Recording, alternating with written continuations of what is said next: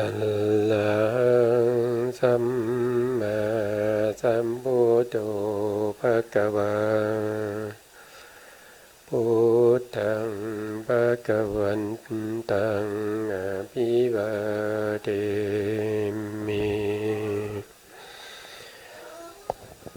สวากขา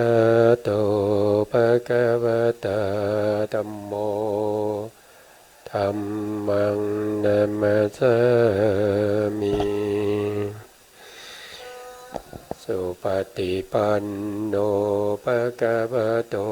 สาวกสังโฆสังฆังนะมามินะโมตัสสะภะคะวะโตอะระหะโตสัมมาสัมพุทธัสสะ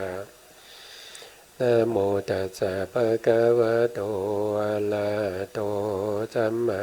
สัมพุทธัสสะนะโมตัสสะภะคะวะโตอะระหะโตสัมมาสัมพุทธัสสะสัมมาสัมพุทธมัตตุลังสัสสะธัมมกานุตตมังอาภิวาทิยาปัสสิสังอาภิธรรมตาสังฆังตตาวุตตาภิธรรมตาจโตธาปรมัตถาโตจิตตังเจตสิกังรูปังนิพพานะมิติสัพพทาขอกราบนมัสการพระมหาเถระพระสังฆาธิการพระเถรานุเถระและขอสวัสดีท่านผู้ฟังและผู้ชมทุกท่านที่ติดตามในรายการพระไตรปิฎกลอยฟ้าในส่วนที่เป็นพระอภิธรรมนะครับครั้งนี้ก็เป็นครั้งที่49ในนิพพานปรมัตถ์ในปริเฉดที่6นะครับซึ่งครั้งที่แล้วก็ได้พูดถึงในเรื่องของเหตุที่จะให้เข้าถึงพระนิพพานนะครับเหตุที่จะให้เข้าถึงพระนิพพานซึ่งก็มีหัวข้อใหญ่ๆอยู่3หัวข้อด้วยกันนะข้อที่1ก็คือตัวที่เราจะต้องประพฤติปฏิบัติให้ได้นะนั่นก็คือปักขิยโพสังขิยะผมก็ต้องทำให้ได้นั่นก็คือโพธิปักขิยธรรม37ประการด้วยกันนะเริ่มต้นตั้งแต่สติปัฏฐาน4นะครับแล้วก็สัมมาปัฏฐาน4อิทธิบาท4โพชฌงค์5อินทรีย์5นะครับอินทรีย์5พละ5โพชฌงค์7แล้วก็มรรคมีองค์8ไม่รู้เป็นไรวันนี้ เป็นไรไม่รู้นะครับ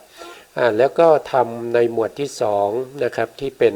หัวข้อใหญ่ๆนั่นก็คือวิปัสสนาภูมินะวิปัสสนาภูมิก็จะมีอยู่6หัวข้อด้วยกันใน6หัวข้อนี้ก็คือได้แก่1ก็คือขันธ์5นะขันธ์5 2อายตนะ12นะครับ3ก็คือธาตุ18 4ก็คืออินทรีย์22นะ5ก็คือสัจจะ4นะครับแล้วก็6ก็คือปฏิจจสมุปบาทอันตัวนี้เป็นตัวอารมณ์นะครับเป็นตัวอารมณ์ของโพธิปักขิยธรรมโพธิปักขิยธรรมทั้ง7จะต้องมีอารมณ์ที่เรียกว่าเป็นวิปัสสนาภูมิ6นี้เป็นอารมณ์เมื่อเราปฏิบัติไปเรื่อยๆผลก็จะเกิดขึ้นผลนั้นเราก็จะเรียกว่าเป็นวิปัสสนาธรรมวิปัสสนาธรรมก็จะมีอยู่ทั้งหมดอยู่6อย่างด้วยกันนะครับก็จะมีตั้งแต่อันที่1นะครับอันที่1ก็คือวิสุทธิ นะครับวิสุทธิ7นะวิสุทธิ7อันที่2ก็คือลักษณะ3นะอันที่4ก็คืออนุปัสสนา3นะครับข้อที่4นะครับก็คือวิปัสสนาญาณ10ข้อที่5ก็วิโมกข์3ข้อที่6ก็วิโมกขมุข3นะครับอันนี้เราก็ได้ศึกษากันไปนะครับครั้งที่แล้วนะครับตอนแล้วก็มาศึกษาในส่วนที่เป็นพระสูตรนะครับที่เป็นวิธีเป็นแนวทางที่ปฏิบัตินะครั้งที่แล้วก็พูดถึงในเรื่องของมหาสติปัฏฐานสูตรนะครับเราก็ไปดูพระสูตรนะครับดูพระสูตรนะครับก็มหาสติปัฏฐานสูตรเนี่ยก็จะอยู่ในพระสุตตันตปิฎกนะครับทีฆนิกายมหาวรรคเล่มที่2ภาคที่2หน้าที่209นะครับ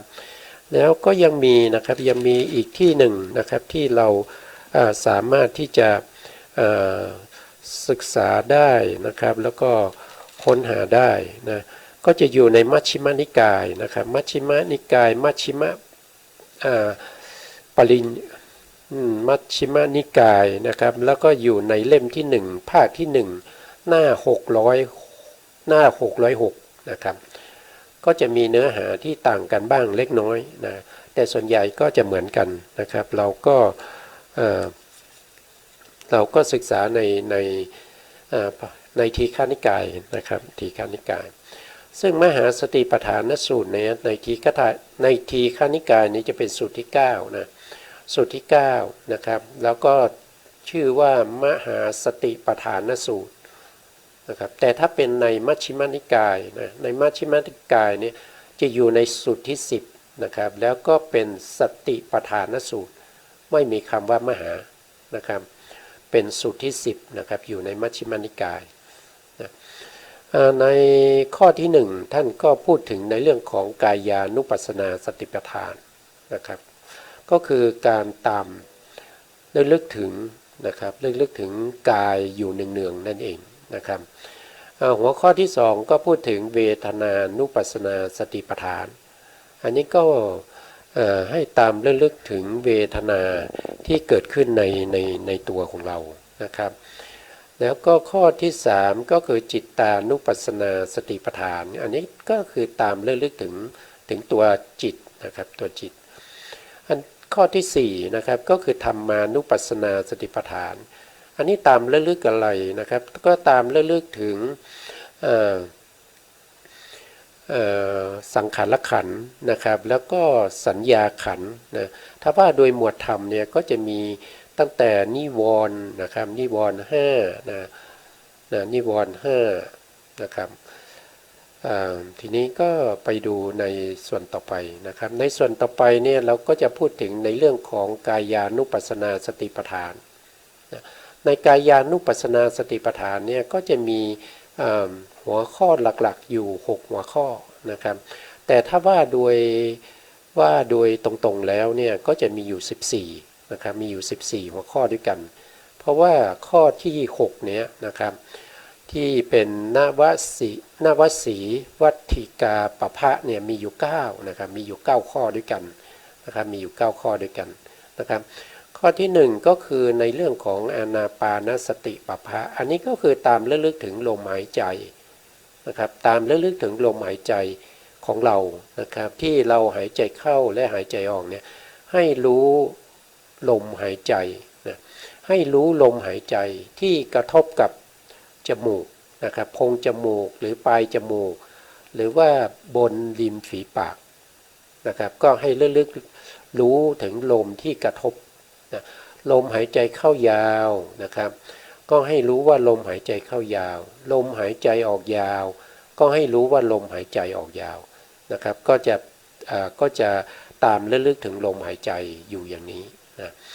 ส่วนหัวข้อที่2เนี่ยก็จะเรียกว่าอิริยาบถปภะนะครับอิริยาบถปภะนะครับก็คือการกำหนดรู้อิริยาบถทั้ง4นะครับอิริยาบถใหญ่ทั้ง4 ก็มีการยืนนะครับมีการยืน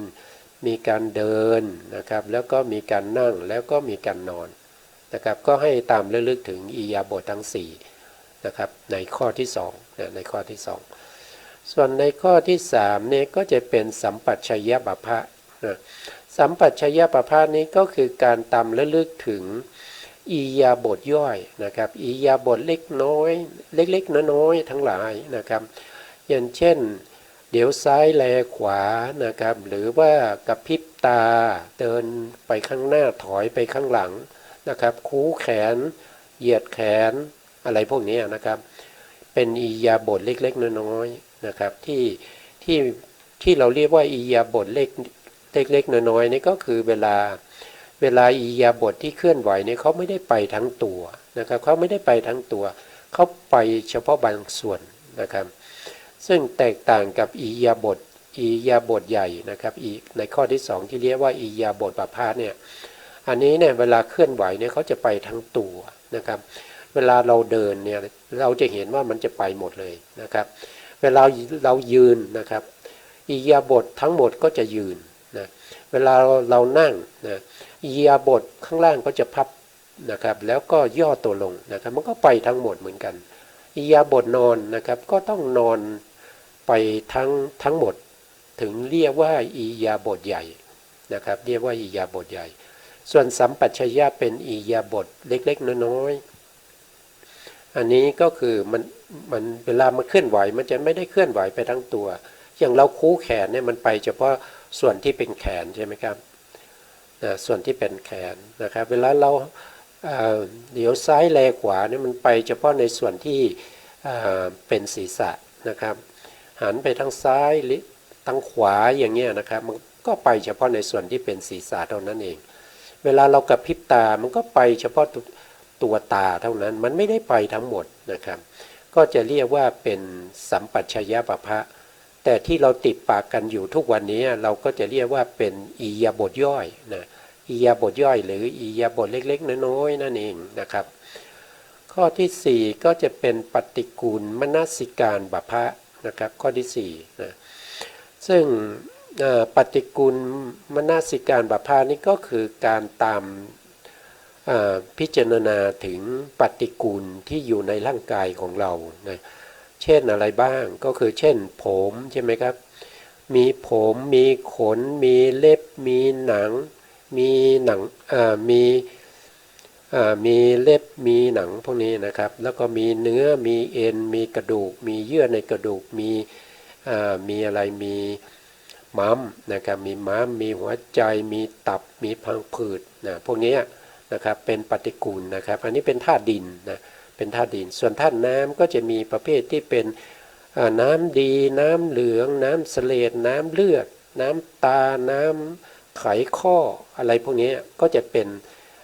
นธาตุน้ำนะครับก็รวมกันแล้วก็จะมีอยู่ทั้งหมดอยู่32นะครับ32ธาตุด้วยกันนะครับ32อย่างด้วยกันธาตุดินมีอยู่20นะครับธาตุน้ำมีอยู่12นะครับทั้งหมดก็จะเรียกว่าเป็นปฏิกูลมนสิการบัพพะนะครับก็คือข้อที่4นี่เองนะครับอันนี้เป็นกายานุปัสสนาสติปัฏฐานนะครับเป็นกายานุปัสสนาสติปัฏฐาน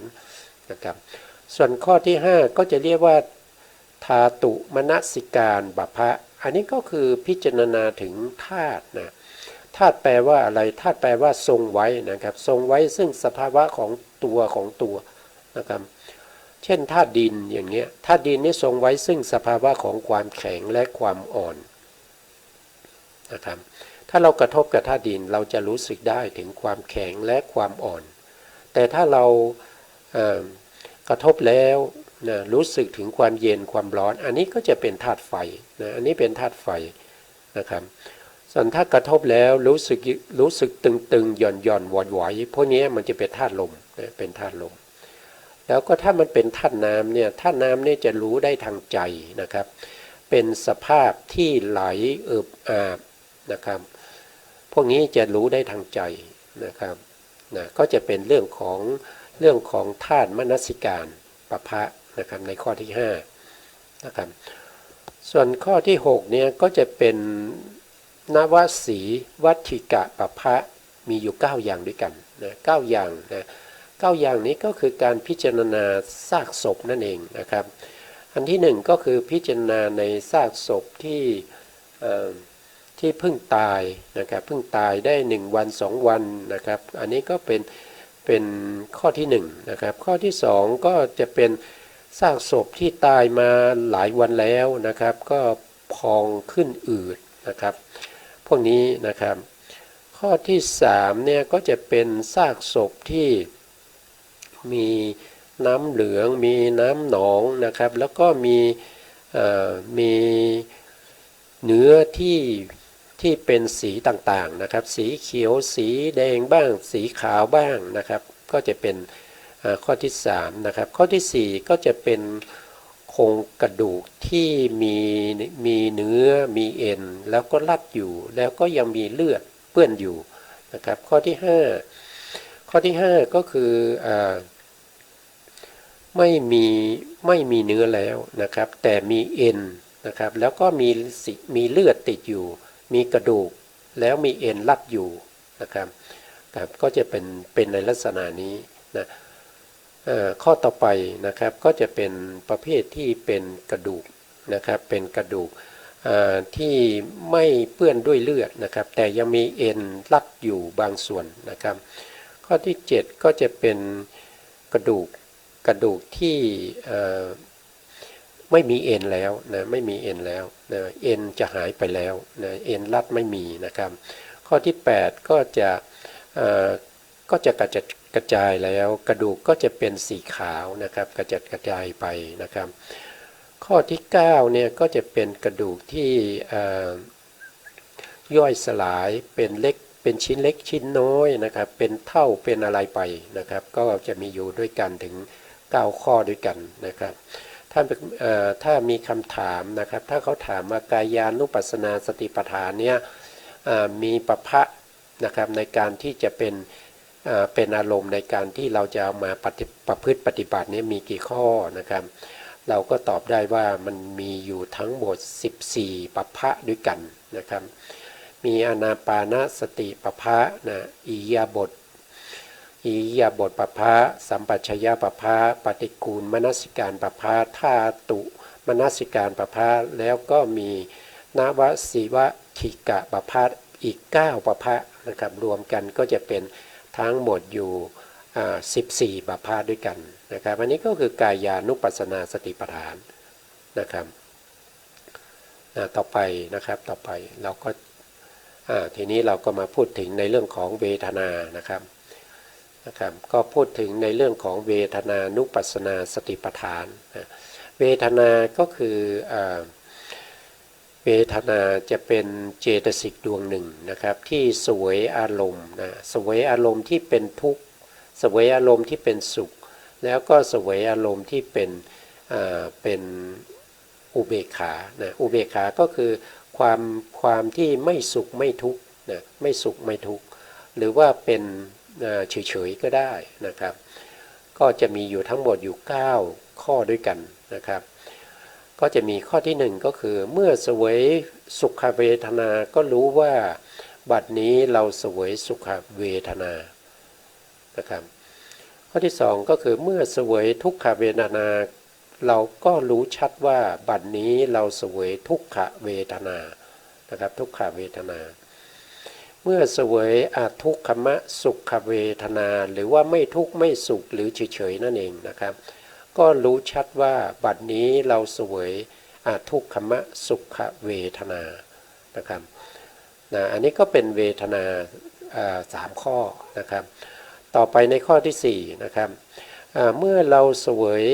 สุขเวทนามีอามิตรมีอามิตรก็คืออะไรก็คือการเจือด้วยกรรมคุณอารมณ์นะครับกรรมคุณอารมณ์ก็คือการเห็นอย่างนี้นะครับการเห็นการได้ยินการรู้กลิ่นรู้รสรู้สัมผัสแล้วก็นึกคิดไปในเรื่องของกามทั้งหลายนะครับเมื่อนึกคิดเมื่อเห็นเมื่อได้ยินแล้วเกิดความเสวยทุกข์ใช่ไหมเกิดความทุกข์นะครับเกิดความทุกข์ขึ้นนะครับถ้าได้เห็นแล้วได้ยินแล้ว นะครับเกิดความสุขนั่นก็คือเป็นสุขเวทนานะที่มีอมิตรนะที่มีอมิตรนะครับนะที่มีอมิตรเมื่อเรากำลังเสวยสุขเวทนาที่มีอมิตรนะครับ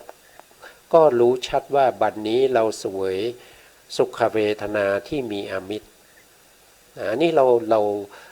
ต้องรู้ในสภาวะที่มันเกิดกับเรานะครับเกิดกันในตัวของเราเนี่ยในขณะที่เรามีความสุขเนี่ยเราก็รู้ได้ใช่ไหมครับแล้วเราก็รู้ด้วยว่าความสุขที่เรากำลังสุขอยู่เนี่ยก็เพราะว่าเราได้เห็นอะไรเห็นคนที่เราชอบนะเห็นคนที่เรารักใคร่นะครับก็ทำให้เป็นสุขนะครับแต่ถ้าเราไปเห็นคนที่เราไม่ชอบนะมันก็จะเป็นทุกข์นะครับนะมันมาจากไหนมันมาจากการเห็นใช่ไหมครับมาจากการเห็นก็เป็นสภาพที่มีอามิตรนะครับเพราะการเห็นนี่เป็นเหตุให้เราเป็นสุขเป็นทุกข์หรือว่าเป็นอุเบกขานะครับนะถ้าเราเห็นในสิ่งที่เราไม่ยินดีเท่าไหร่นะครับอารมณ์นั้นเป็นอารมณ์ปานกลางเนี่ยเราก็จะเป็นอทุกขมสุขเวทนานะครับก็คืออุเบกขานั่นเองนะครับไม่ทุกข์ไม่สุขอันนี้ก็จะเป็นอีก3ข้อนะครับ3ข้อนี้ก็คือเจือด้วยอมิตรนะครับไม่ว่าจะเป็นสุขเวทนาก็ตามนะครับต้องมีอมิตรนะไม่ว่าเป็นทุกขเวทนาก็ตามมีอมิตรนะไม่ว่าจะเป็นอุเบกขาเวทนาก็มีอมิตรนะครับ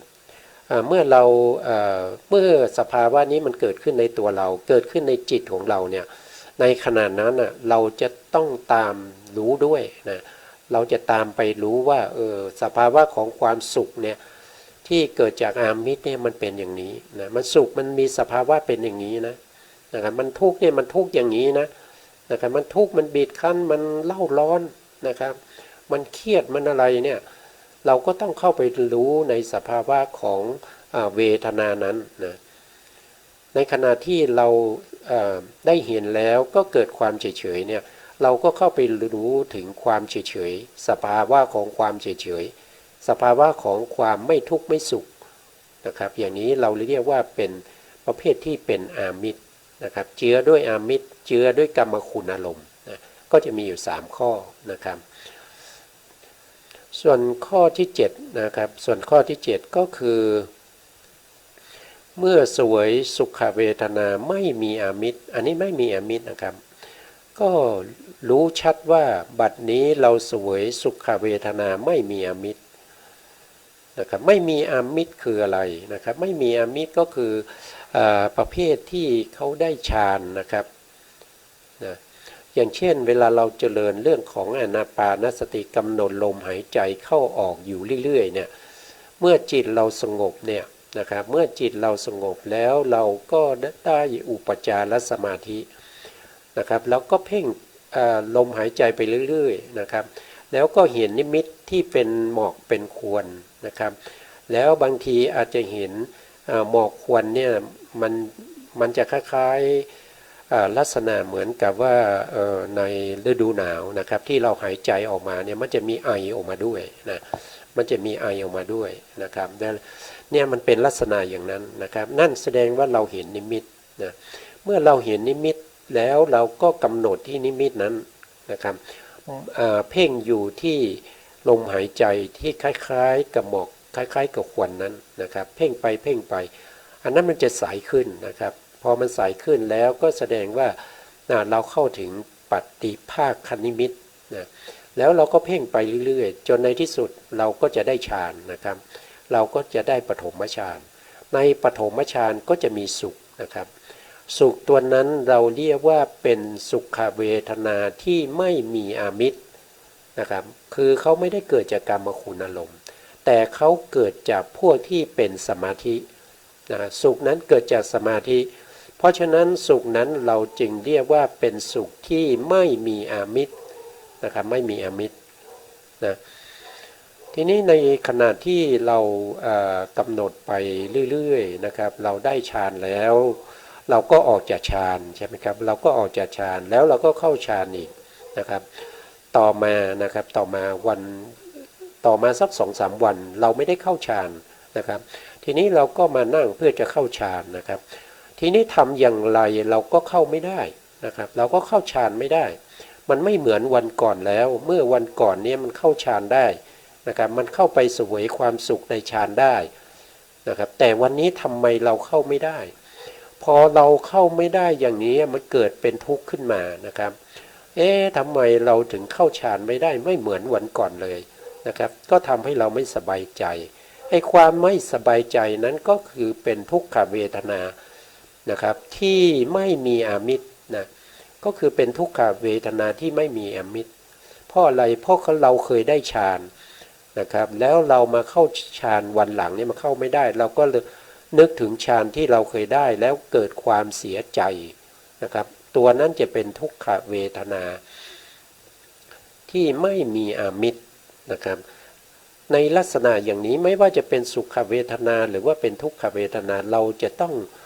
องรู้นะครับเราต้องรู้ชัดนะการที่ปฏิบัติวิปัสสนาเนี่ยคือจะต้องเป็นปัญญาที่เข้าไปรู้สภาวะต่างๆนะครับไม่ว่าจะเป็นกายานุปัสสนาสติปัฏฐานที่พูดไปก่อนหน้านั้นนะแล้วก็เวทนานุปัสสนาสติปัฏฐานก็คือตามระลึกถึงความสุขที่เกิดขึ้นนะครับว่าความสุขนี้เจือด้วยกรรมคุณอารมณ์หรือเปล่านะหรือว่าไม่มีกรรมคุณอารมณ์นะครับก็จะเป็นในลักษณะอย่างนี้นะครับส่วนข้อต่อไปก็คือข้อที่3ที่ไม่มีอามิตรนะไม่มีอามิตรนี้ก็คือเป็นทุกขมสุขเวทนาก็คือไม่ทุกข์ไม่สุขนะอันนี้ไม่ทุกข์ไม่สุขเนี่ยก็คือเป็นฌานในระดับสูงนะครับเป็นฌานในระดับถ้าว่าโดยพระสูตรเนี่ยก็คือฌานที่4นะครับจตุทัชฌานนะครับในจตุทัชฌานนี้จะไม่มีสุขนะไม่มีสุขแล้วก็ไม่มีทุกข์แต่เขาจะเป็นอุเบกขานะครับเขาจะวางเฉยนะครับเขาจะวางเฉยแล้วก็มีความสงบนะครับแล้วก็มีความสงบระงับของทั้งที่เป็นจิตสังขารนะครับแล้วก็กายสังขารทั้งหมดนี้มันจะสงบลงนะครับมันจะไม่เป็นสุขมันจะไม่เป็นทุกข์มันจะเฉยๆนะครับมันจะเฉยๆเพราะว่าเป็นฌานที่ระดับสูงแล้วนะครับก็จะเรียกว่าเป็นทุกขมสุขเวทนา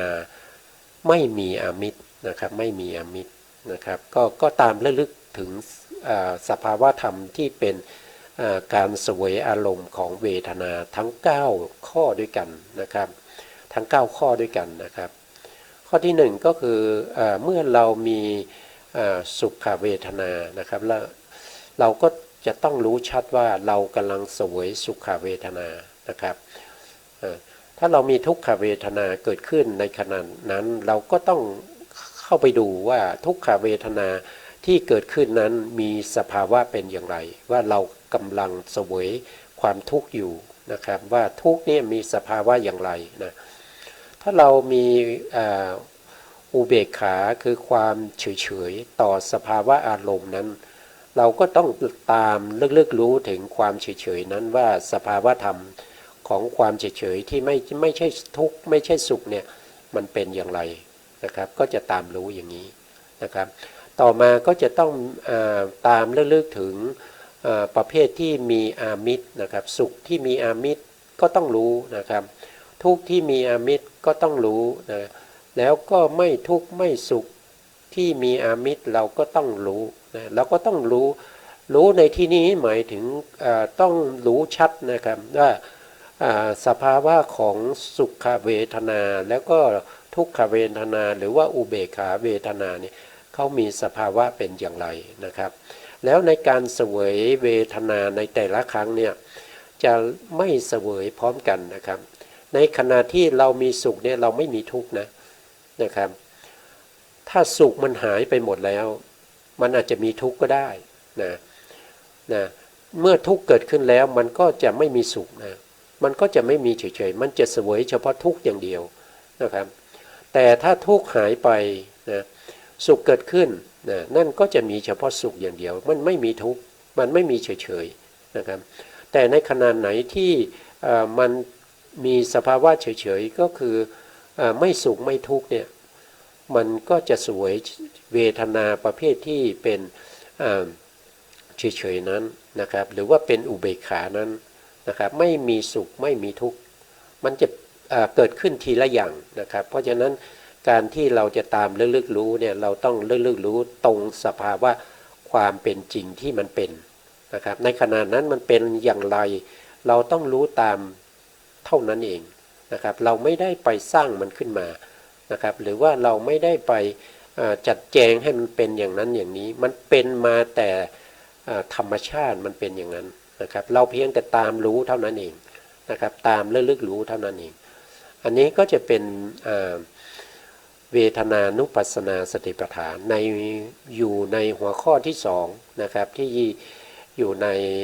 มหาสติปัฏฐานสูตรนะครับเป็นหัวข้อที่2นะครับมีอยู่9ข้อด้วยกันนะครับต่อไปนะครับต่อไปก็จะพูดถึงในเรื่องของจิตตานุปัสสนาสติปัฏฐานนะครับจิตตานุปัสสนาสติปัฏฐานซึ่งจิตตานุปัสสนาสติปัฏฐานนี้ก็คือตามระลึกถึงตัวจิตนะครับตัวจิตนะครับในจิตของเรานะครับก็จะมีอยู่ทั้งหมด16ข้อด้วยกันนะครับอย่างเช่นข้อที่1นะครับในข้อที่1เนี่ยท่านก็บอกว่านะครับเมื่อจิตมีราคะก็รู้ชัดว่าจิตมีราคะราคะคืออะไรราคะก็คือโลภะนั่นเองมีความอยากความต้องการในกามคุณอารมณ์ทั้งหลายนะครับก็คือเป็นตัวโลภะที่มีความอยากความต้องการมีความยินดีพอใจเพลิดเพลินอยู่ในอารมณ์นั้นนะครับเราจะเรียกจิตประเภทนั้นว่าจิตมีราคะนะครับจิตนั้นมีราคะนะอันนี้ก็คือข้อที่1นะครับเราต้องรู้นะครับเราต้องรู้เวลาปฏิบัติวิปัสสนาเนี่ยเราจำเป็นที่จะต้องรู้สภาวะของจิตด้วยนะครับจิตที่มีราคะเกิดขึ้นเราต้องรู้ว่าขณะนี้จิตของเราเนี่ยมีราคะนะครับแล้วถ้าจิตไม่มีราคะนะครับในข้อที่2นะถ้าจิตไม่มีราคะเราก็รู้ชัดว่าจิตของเราไม่มีราคะนะครับในขณะที่เราเห็นนะเราเห็นแล้วเราก็ไม่ได้เกิดความยินดีชอบใจนะครับแล้วเราก็ไม่ได้เกิดความเสียใจนะแล้วเราก็ไม่ได้มี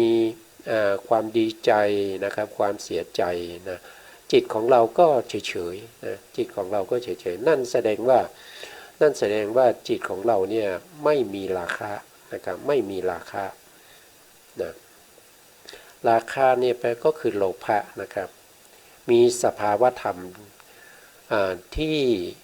มีความยินดีพอใจเพลิดเพลินนะครับแล้วก็ติดอยู่ในอารมณ์นั้นอย่างนี้เนี่ยเป็นตัวโลภะเป็นสภาวะของโลภะหรือว่าเป็นสภาวะของราคะ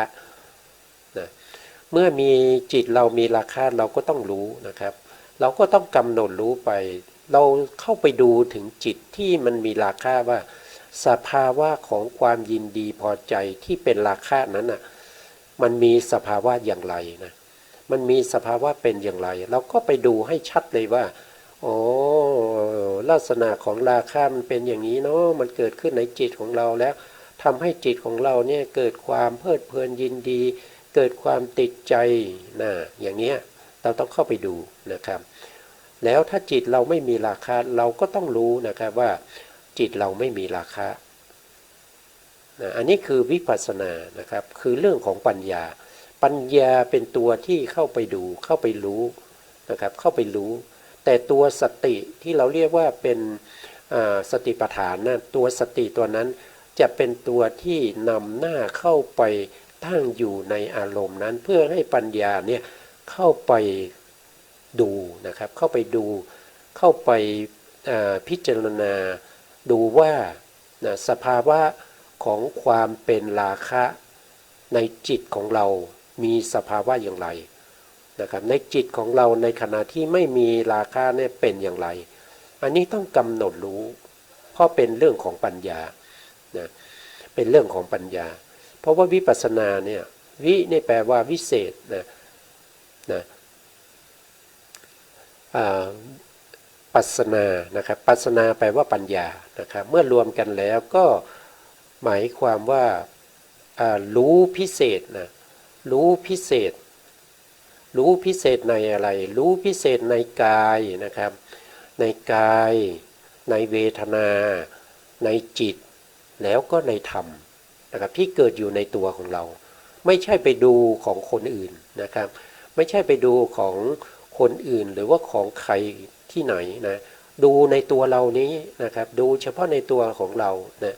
ตัวของเราเนี่ยเรามีครบอยู่แล้วนะครับไม่ว่าจะเป็นกายนะครับไม่ว่าจะเป็นรูปทั้งหลายนะครับรูปก็จะมีอยู่ทั้งหมด28นะครับแต่คนหนึ่งก็จะมีแค่27นะมีแค่27เว้นอย่างผู้ชายเนี่ยก็ต้องเว้นรูปที่เป็นอิทธิภาวะนะครับสภาวะของความเป็นหญิงนะถ้าเป็นผู้หญิงก็ต้องเว้นนะครับปุริสภาวะความเป็นชายนะครับสองสภาวะนี้จะเกิดอยู่ในคนคนเดียวกันไม่ได้นะเพราะฉะนั้นแต่ละคนก็จะมีรูปอยู่27รูปนะมีอยู่27รูปนะครับเพราะฉะนั้นเราก็สามารถที่จะตามระลึกถึงกายของเราได้นะครับกายก็คือเกี่ยวกับรูปร่างกายของเรานี้เองนะครับแล้วก็เวทนาก็เกี่ยวกับความรู้สึกชอบใจเสียใจเฉยๆที่อยู่ในตัวเรานะส่วนจิตตานุปัสสนาสติปัฏฐานนี้ก็คือตามระลึกรู้ถึงจิตที่เกิดขึ้นในจิตในใจในขันธสันดานของเรานะครับให้รู้ถึงสภาวะนั้นว่าเขาเกิดขึ้นเนี่ยเขามีสภาวะอย่างไรนะครับจิตมีราคะเราก็ต้องรู้ชัดว่าในขณะนั้นจิตของเราเนี่ยมีราคะนะถ้าจิตของเราไม่มีราคะเราก็ต้องรู้ชัดว่าในขณะนั้นจิตของเราไม่มีราคะอันนี้ก็คือข้อที่สองนะครับส่วนข้อที่สามเนี่ยก็จะเป็นจิตมีโทสะนะครับจิตมีโทสะเมื่อจิตของเราเนี่ยมีโทสะนะครับเมื่อเราโกรธขึ้นมาเนี่ยเรารู้ได้ไหมนะเมื่อเราโกรธใครคนใดคนหนึ่งหรือว่าโกรธโดยไม่มีเหตุผลนะครับโกรธโดยใครก็ไม่รู้นะครับเอางานเอาอะไรมาให้เรามาวางไว้ที่โต๊ะนะครับแล้วก็มันไม่ใช่งานของเราแล้วก็ให้เราทำเนี่ยเกิดความไม่พอใจขึ้นมาอย่างนี้แสดงว่าเรามีโทสะนะครับนั่นแสดงว่าจิตของเราเนี่ยมีโทสะนะวิปัสสนาก็คือในขณะที่โทสะกำลังเกิดขึ้นในจิตของเราเราก็เข้าไปดูเลยนะครับเข้าไปดูว่าสภาวะของโทสะเนี่ยมันมีลักษณะอย่างไรนะครับมันความโกรธเนี่ยมันมีลักษณะอย่างไรนะครับความไม่พอใจนะครับมันมีลักษณะอย่างไรความเสียใจความน้อยเนื้อต่ำใจพวกนี้มันเป็นโทสะหมดนะครับที่มันประทุษร้ายต่อจิตของเรานะครับพวกนี้มันเป็นโทสะเราก็ตามเข้าไปดูว่ามันมีลักษณะอย่างไรนะครับอันนี้ก็เป็นการตามระลึกถึงจิตนะครับจิตมีโทสะนะครับก็ให้รู้ชัดว่าจิตเราขณะนั้นมีโทสะแล้วก็จิตของเราถ้าไม่มีโทสะก็รู้ชัดว่าจิตของเราไม่มีโทสะอันนี้ก็คือข้อที่4นะครับในขณะที่จิตของเราไม่มีโทสะนะเราก็ต้องรู้ชัดว่าไม่มีโทสะนะถ้ามาข้อที่5นะครับข้อที่5จิตของเรามีโมหะก็ต้องรู้ชัดว่าจิตมีโมหะรู้ได้ยังไงว่ามีโมหะก็คือในขณะที่มันเบอนะครับมันเบอคล้ายๆตอนเช้าที่เราตื่นขึ้นมาใหม่ๆนะครับแล้วเรากำลังงัวเงียอยู่นะครับหรือว่าเรามึนงงอยู่นะครับในลักษณะนั้นแสดงว่าจิตของเรามีโมหะนะครับมีโมหะก็คือความหลงนะความหลงความโง่ไม่รู้ตามความเป็นจริงนะครับแต่ในขณะที่มันเกิดขึ้นเนี่ยมันจะมีลักษณะ ถึงความเฉยชาไม่ขจับกระเฉงมันรู้สึกงัวเงียมันรู้สึกว่าซึมนะครับซึมกระลืมไม่สดชื่นอะไรพวกนี้นะครับก็จะเป็นโมหะนะครับก็แสดงว่าเรามีโมหะพอมีลักษณะอย่างนี้เกิดขึ้นเราต้องดูทันทีเลยนะครับดูเข้าไปเลยในจิตในใจของเราเลยนะครับว่าโมหะที่มันเกิดขึ้นเนี่ยสภาวะมันเป็นอย่างนี้ใช่ไหมมันเป็นอย่างนี้นะเนี่ยให้เห็นสภาวะของความเป็นจริงที่มันเป็นความจริงของโมหะนี่มันเป็นอย่างไรให้ดูตรงนั้นเลยนะครับอันนั้นก็คือจิตของเรามีโมหะก็รู้ชัดว่าจิตของเรามีโมหะนะถ้าจิตของเราไม่มีโมหะนะครับไม่มีโมหะก็ให้รู้ชัดว่าจิตของเราไม่มีโมหะนะอันนี้ก็คือตรงข้ามกับข้อ5นะครับข้อที่6ก็คือตรงข้ามกับข้อที่5นะก็ไม่มีโมหะก็ให้รู้ชัดว่าไม่มีโมหะนะส่วนข้อที่7นะครับจิตหดหู่นะจิตหดหู่เนี่ยก็คงจะไม่มีใครที่ไม่เคยหดหู่นะครับไม่เคยหดหู่กับสภาวะต่างๆนะครับเช่นหดหู่ในเรื่องของการงานเลยนะครับว่าไม่ขับจับกระเฉงไม่ค่อยจะกระตือรือร้นนะครับจิตมันหดหู่มันท้อถอยนะมันไม่ค่อยสดชื่นนะครับในขณะนั้นก็แสดงว่าจิตของเราเนี่ยหดหู่นะครับมีถีนามิทะนะครับเข้าไปครอบงำจิตนะทำให้จิตเนี่ยซึมท้อถอยจากอารมณ์นะครับจากอารมณ์นะครับอย่างนี้เราก็ต้องรู้ชัดเหมือนกันนะเราก็ต้องเข้าไปดูนะครับว่าจิตหดหู่เนี่ยเขามีลักษณะอย่างไรนะครับเข้าไปดูถึงลักษณะของจิตที่หดหู่นะครับอันนี้คือข้อที่7นะครับต่อไปข้อที่8ก็จะตรงข้ามกับข้อที่7นะครับก็คือจิตฟุ้งซ่านจิตฟุ้งซ่านก็ต้องรู้ชัดว่าจิตกำลังฟุ้งซ่านอยู่นะครับฟุ้งซ่านก็คืออะไรก็คือการที่จิตเนี่ยมันจะไม่ตั้งมั่นนะครับมันจะฟุ้งไปในอารมณ์ต่างๆนะครับไม่ว่าจะเป็นอารมณ์ที่เรายังไม่นะครับวันนี้ไม่ค่อยจะตรงนะครับก็เลยเสียงไม่ค่อยจะ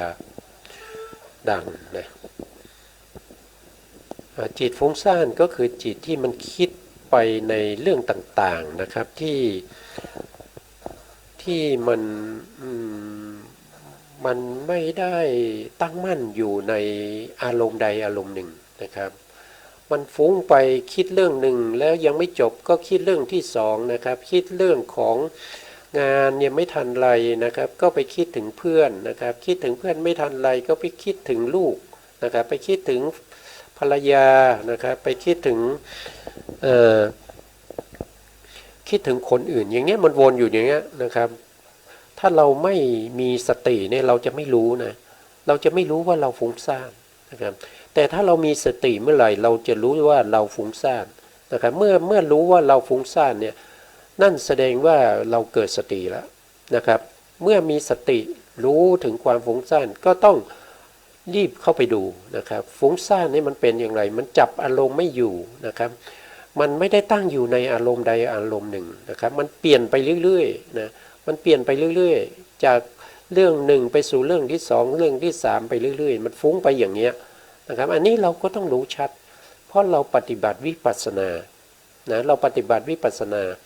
แล้วก็วิปัสสนาเป็นเรื่องของปัญญาเพราะฉะนั้นต้องมีปัญญาในการที่จะไปรู้ชัดถึงสภาวะของจิตที่ฟุ้งซ่านด้วยนะอันนี้ก็จะเป็นข้อที่8นะ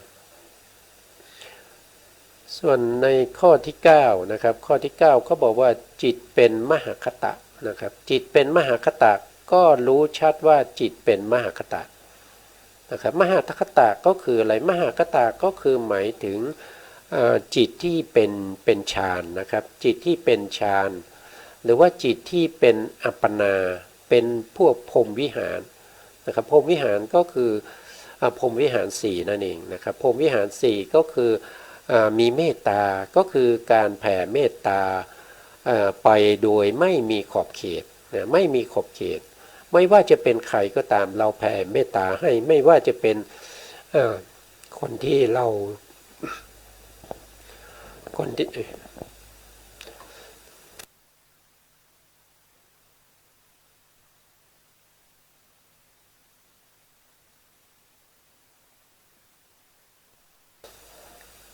คนที่เราชอบหรือไม่ชอบก็ตามนะครับเมื่อเรานึกถึงนะครับเมื่อเรานึกถึงเห็นหน้าเขาเนี่ยเราก็ต้องแผ่เมตตาไปนะครับเพราะว่าพรหมวิหารเนี่ยในในอัปปนาเนี่ยมันจะต้องแผ่เมตตาไปโดยไม่มีขอบเขตนะครับไม่ไปเฉพาะบุคคลมันไม่เจาะจงบุคคลนะครับมันต้องแผ่ไปได้หมดนะสรรพสัตว์ที่ยังเวียนว่ายตายเกิดอยู่ในวัฏฏะสงสารนี้นะครับไม่ว่าจะอยู่ภพภูมิใดไม่ว่าจะเป็นเพื่อนเป็นคนที่เราเกลียดเราชังหรือว่าเป็นคนที่เรารักก็ตามนะครับเราต้องแผ่เมตตาไปให้ได้นะครับอย่างนั้นจิตในลักษณะนั้นเราจะเรียกว่าเป็นมหาคตาจิตนะครับมหาคตาจิตก็จะมีตั้งแต่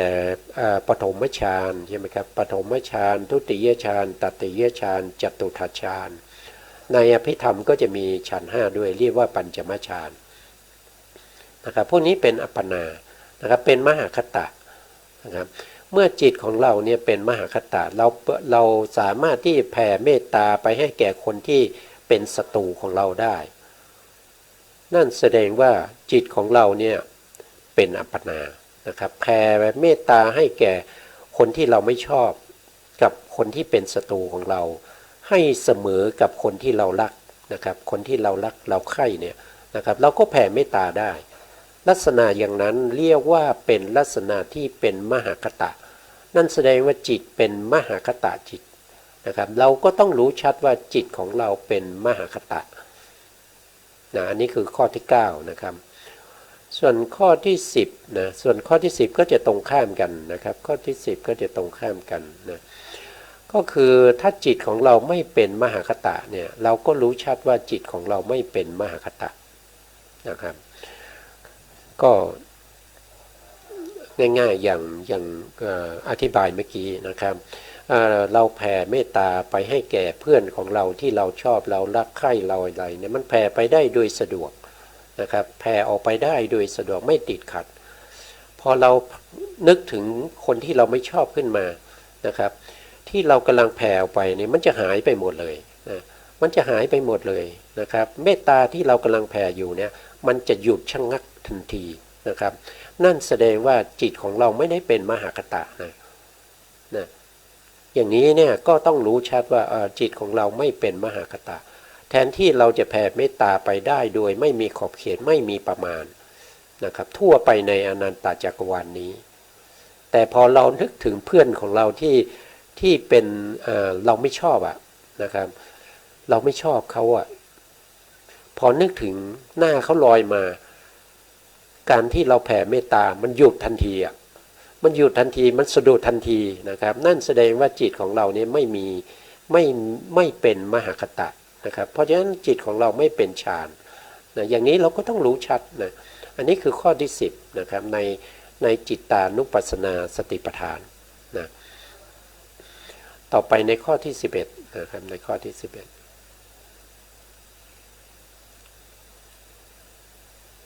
ในข้อที่11นะครับต่อจาก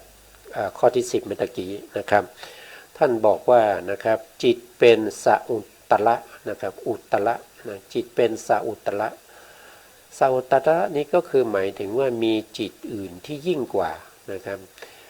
ก็สัอุตตระมีจิตอื่นที่ยิ่งกว่าคืออะไรก็คือตัวกามาวจรจิตกามาวจรจิตก็คือเป็นจิตประเภทที่ท่องเที่ยวอยู่ในกามภูมิเป็นส่วนใหญ่นะครับท่องเที่ยวอยู่ในกามภูมินี้เป็นส่วนใหญ่เพราะฉะนั้นจิตที่เป็นสัอุตตระเกิดขึ้นนะครับเราก็ต้องรู้ชัดว่าจิตนี้เป็นสัอุตตระนะครับต้องรู้ชัดนะครับว่ามีจิตอื่นยิ่งกว่านะครับ เป็นจิตประเภทที่เป็นคณิกะสมาธินะครับไม่เข้าถึงความเป็นอุปจารสมาธิไม่ถึงนะไม่ถึงอุปจารสมาธิเพราะฉะนั้นก็ไม่ต้องพูดถึงฌานนะครับอุปจารสมาธินี่ก็ยังไม่ถึงฌานนะครับสาอุตระนี่เป็นจิตที่มีกำลังน้อยพูดอย่างนั้นก็ได้นะครับเป็นจิตที่อยู่ในกามาวจรนะครับเมื่อจิตเราเป็นสาอุตระเราก็ต้องรู้ชัดว่าจิตของเราเป็นสาอุตระรู้ชัดว่ามีจิตอื่นยิ่งกว่า12ก็คือจิตที่เป็นอนุตตระนะครับจิตที่เป็นอนุตตระก็คือจิตที่จิตตรงนี้มันน่าถ้าเป็นกามาวจรจิตนี้ก็คือต้องหมายถึงมหากุศลประเภทที่เป็นญาณสัมปยุตที่ทำหน้าที่ปริกรรมนะทำหน้าที่ปริกรรมในการที่กำหนดรู้นะครับที่ต่อเนื่องกันไปเรื่อยๆนะครับคือต่อเนื่องกันนะครับไม่มีนิวรณ์มาแทรกเลยนะคือเรากำหนดในเรื่องของกายานุปัสสนาสติปัฏฐานเราก็สามารถที่จะกำหนดกายานุปัสสนาสติปัฏฐานนี้ต่อเนื่องกันไปเป็นระยะเวลาที่ยาวนานได้นะครับต่อเนื่องกันไปเรื่อยๆนะครับไม่มีจิตอื่นมาแทรกนะครับไม่มีนิวรณ์มาแทรกนะไม่มีนิวรณ์มาแทรกนะครับลักษณะอย่างนี้เนี่ยสามารถที่จะทำให้จิตนั้นนะมีกำลังเทียบเท่ากับอุปจารสมาธินะครับสามารถที่จะเข้าถึงอุปจารสมาธิได้นะครับอย่างนี้เราก็จะเรียกว่าเป็นอนุตตระนะครับอนุตตระแต่เป็นในที่นี้ท่านบอกว่าเป็นกามาวจรเหมือนกันกับข้อที่เป็นสอุตตระนะครับแต่แตกต่างกันอยู่ที่ว่านะครับแตกต่างกันอยู่ที่ว่าสอุตตระเนี่ยไม่สามารถเข้าถึงอุปจารสมาธินะแต่ถ้าเป็นสอุตตระเนี่ยเข้าถึงอุปจารสมาธิอุปจารสมาธินี่เป็นสมาธิระดับขั้นที่สองนะครับสมาธินี้ก็จะมีอยู่3ขั้นด้วยกันนะครับขั้นที่1เรียกว่าคณิกะสมาธินะครับเป็นสมาธิที่เกิดขึ้นเป็นครั้งๆนะครับเป็นครั้งเป็นคราวนะถ้าเป็นอุปจารสมาธิก็จะสูงขึ้นนะก็จะสูงขึ้น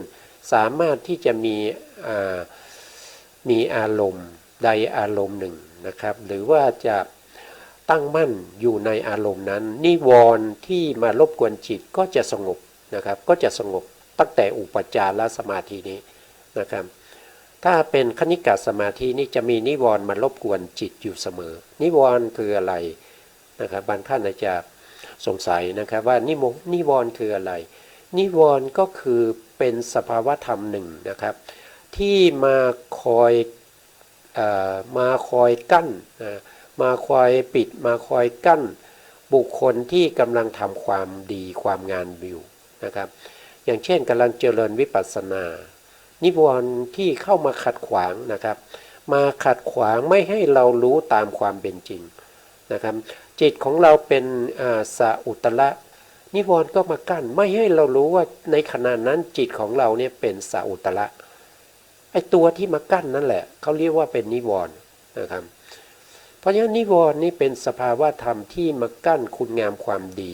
นะครับที่เรากำลังทำอยู่นะไม่ว่าเรากำลังไหว้พระสวดมนต์เนี่ยเรากำลังไหว้พระสวดมนต์นะครับบางทีบทที่เราสวดได้คล่องแคล่วเป็นประจำแล้วก็ติดปากอยู่เสมอนะครับแล้วเราก็สวดวันนี้เรามาสวดพอเรามาสวดเนี่ยมันรู้สึกว่าจิตเรานี่มาฟุ้งซ่านออกไปแล้วทำให้เราเนี่ยสวดผิดนะครับทำให้เรานี่สวดผิดมันตอนนี้เราสวดอยู่บรรทัดไหนนะครับเรากำลังสวดถึงตรงไหนก็จำไม่ได้นะครับ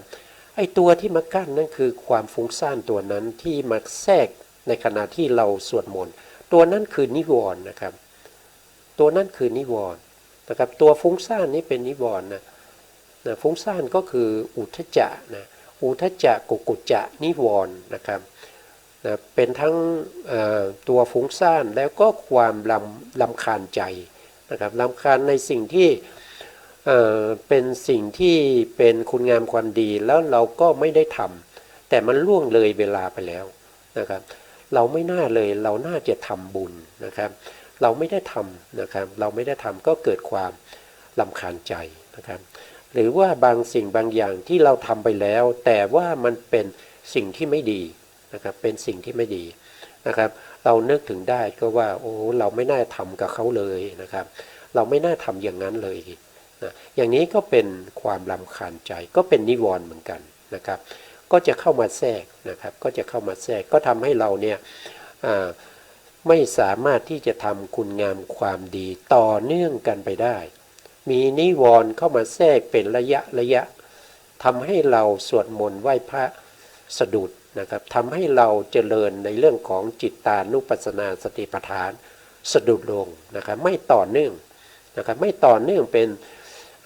นเขาเรียกว่าถ้าวิปัสสนาจารย์เขาก็จะพูดว่าให้ทำต่อเนื่องกันเหมือนกับเส้นได้เลยนะครับต่อกันไปเรื่อยๆเลยนะแต่ว่าเราทำไม่ได้เพราะนิวรณ์นี่แหละเป็นตัวที่เข้ามาแทรกมาเบียดเบียนเรานะครับนี่ก็เป็นสาอุตระกับอนุตระนะครับสองอันนี้นะครับสาอุตระก็คือหมายถึงมีจิตอื่นยิ่งกว่านะครับแล้วอนุตระก็คือไม่มีจิตอื่นยิ่งกว่านะครับสองข้อนี้นะเวลาก็จะหมดแล้วนะครับเพราะฉะนั้นก็ต้องเอาไว้แค่นี้ก่อนนะครับแล้วก็ในโอกาสต่อไปเราก็จะมาศึกษากันต่อนะครับวันนี้ก็เอาไว้แค่นี้ก่อนนะครับเพราะว่าการศึกษาในเรื่องของพระอภิธรรมเนี่ยก็จะกว้างขวางนะครับเนื้อหานี่ก็จะมีมากนะครับแล้วก็กว้างขวางมันมีหลายส่วนที่มาเกี่ยวข้องนะครับเพราะฉะนั้นก็พยายามที่จะทำยังไงที่เราจะเข้าใจได้ผมก็จะทำอย่างนั้นนะครับตามสติปัญญาเท่าที่ผมมีอยู่นะครับเท่าที่ผมจะทำได้นะครับก็หมดเวลาแล้วนะครับสุดท้ายนี้ก็ขอกราบขอบพระคุณพระครูสมุทรวิศวัตรวรกิจโจผู้อำนวยการสถานีวิทยุเพื่อการศึกษาพระพุทธศาสนาและวัฒนธรรม FM 104.5 เมกะเฮิรตซ์วัดฝายหินจังหวัดเชียงใหม่นะครับแล้วก็ขอกราบขอบพระคุณพระอาจารย์ด็อกเตอร์พระครูปริยัติยานุศาสตร์นะครับแล้วก็ขอบคุณท่านผู้ฟังและผู้ชมทุกท่านนะครับที่ติดตามในรายการพระไตรปิฎกลอยฟ้าในเนื้อหาของพระอภิธรรมครับสวัสดีครับ